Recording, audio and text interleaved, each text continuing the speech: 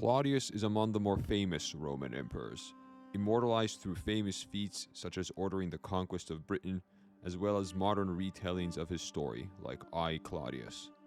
Though his reign proved to be prosperous for the Roman Empire, it was not without its disturbances. The emperor faced a series of challenges to his position from within the empire, as men plotted to overthrow this new, unexpected leader of the Roman world.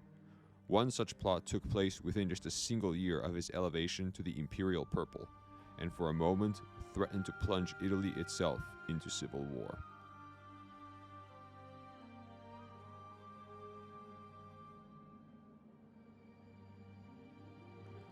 Claudius's predecessor was the notorious Emperor Caligula, who came to power in 37 AD following the long reign of Tiberius. Unfortunately for Rome, Caligula proved to be a largely unpopular and ineffective emperor, though how much of his bad record was exaggerated is difficult to say.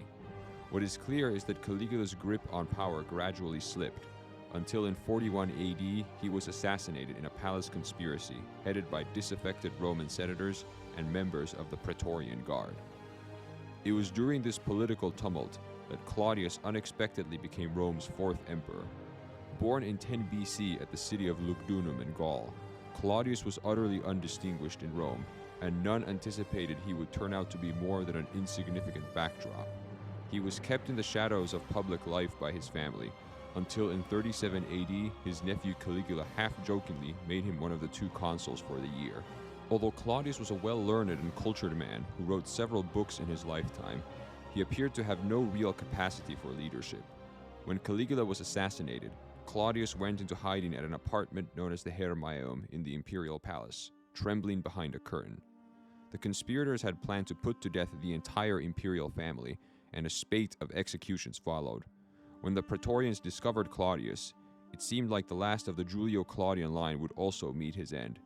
But instead, the guardsmen proclaimed him as emperor, eager to preserve their privileged position as an imperial bodyguard. The Roman Senate, on the other hand, had hoped to use the opportunity to regain their former power and prestige in Rome, and for a time, the capital remained in a state of unease.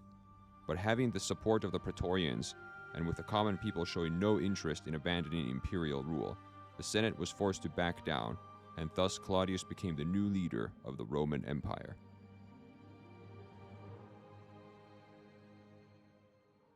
From the very beginning of his reign, Claudius had a tense relationship with the Roman aristocracy. Many found it unacceptable that a man of such low distinction was now the leader of the whole Roman Empire, especially when they may have been so close to restoring the Senate's old power in the state. As such, Claudius would have to constantly be aware of potential plots against his rule, and would have to prove to Rome he could be a strong emperor. Despite the concerns of the Roman nobility, however, Claudius's reign got off to a decent beginning, proving himself a surprisingly effective ruler. Claudius came to a dangerous turning point in 42 AD. One of the most influential members in Claudius's court was his freedman Narcissus, a trusted confidant of the emperor. However, he was also in league with Claudius's wife Messalina, who was infamous for her political intrigue. The two had lately hatched a conspiracy against a senator named Gaius Appius Silanus, who was serving as governor in one of the Hispanian provinces at the time. According to ancient sources, Messalina coveted Silanus for herself, despite him already being married to her mother. Her advances, however, were rebuffed by Silanus, which offended Messalina to such an extent that she plotted to have him assassinated. This was where her ally Narcissus stepped in. The freedman approached Claudius one day at dawn while he was still in bed, claiming he had had a dream where the emperor was killed by Silanus. Messalina vouched for his claim and exaggerated its details even further. This was, of course, all a wild invention, but Claudius was still paranoid enough about plots against him and sufficiently trustful of Narcissus to believe it. We should also note that prophetic dreams like the one Narcissus claimed to experience were taken quite seriously in the ancient world. For example, King Pyrrhus's defeat in 275 BC at Maleventum was said to have been preceded by a dream containing ill omens. Claudius thus summoned Silanus to Rome, claiming he was needed back at the capital. Once he arrived, however, Silanus was immediately executed by the emperor. This sent alarm bells across Rome and provoked some members of the Senate to begin conspiring against Claudius, led by a man named Annius Vinicianus. Annius, however, already had a reason to rebel. namely that he had been considered one of Caligula's potential successors upon the late emperor's death, which made him appear like a possible rival to Claudius. The conspiracy had begun. Now its members would have to decide how to move forward.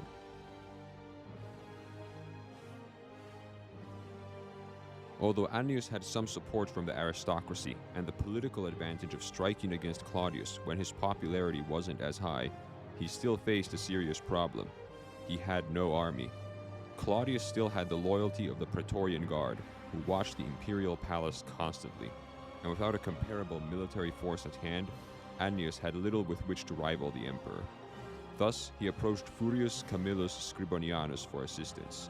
Scribonianus was serving as the governor of Dalmatia, and had at his command a powerful force of 2 legions, the 7th and the 11th, and several units of auxiliaries. Furthermore, Scribonianus was already planning an uprising against Claudius, since he had also been proposed as one of Caligula's successors. Whether he was just fighting for his survival or trying to usurp the throne is not clear, but Scribonianus and Annius both appear to have agreed now that Claudius had to be deposed in order for the Senate to regain its rightful place of power as it was during the Republic. With allies in both the Senate and the army, Annius and Scribonianus now openly denounced Claudius. Several more senators and members of the equestrian order now flocked to join the rebels, sensing an opportunity to depose the emperor. Unfortunately for them, cracks started to appear within the conspiracy as soon as it became public knowledge. While having several allies in the aristocracy, the rebels lacked support from the common people and had also underestimated the loyalty of the soldiers to their cause. Scribonianus's men refused to march against Claudius, though the ancient sources provide contradictory claims as to why. Suetonius claims that the standard bearers of the legions could not dislodge the heavy eagle standards from the ground, which was seen as a poor omen for the rebellion. Cassius Dio gives the more prosaic and likely more realistic option, however, that the soldiers were simply content with imperial rule and were unwilling to risk a full-blown civil war over the issue. Scribonianus attempted to rally the men to his side with a dramatic speech about restoring the Republic and the ancient freedom of the Roman people, but it was to no avail.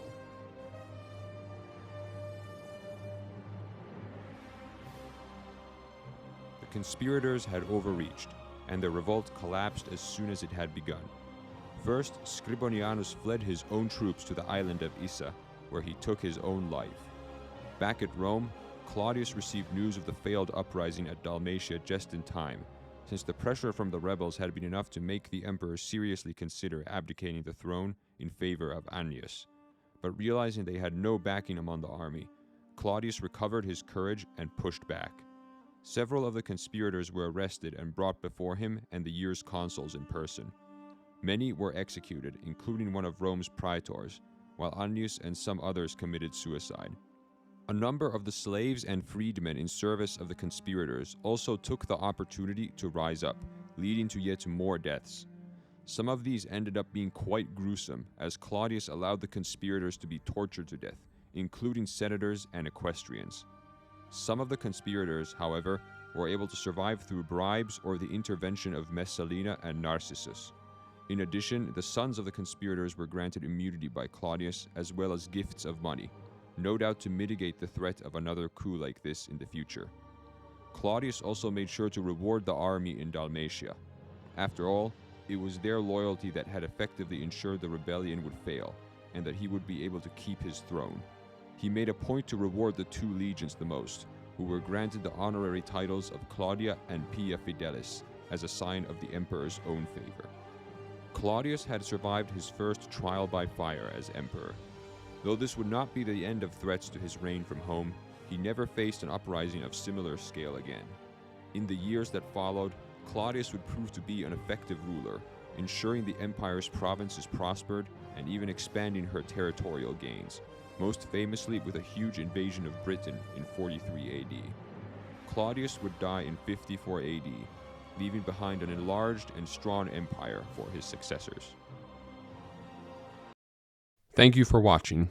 Be sure to like the video and subscribe for more content on Roman warfare, and check out the links to my other sites and ways to support the channel below.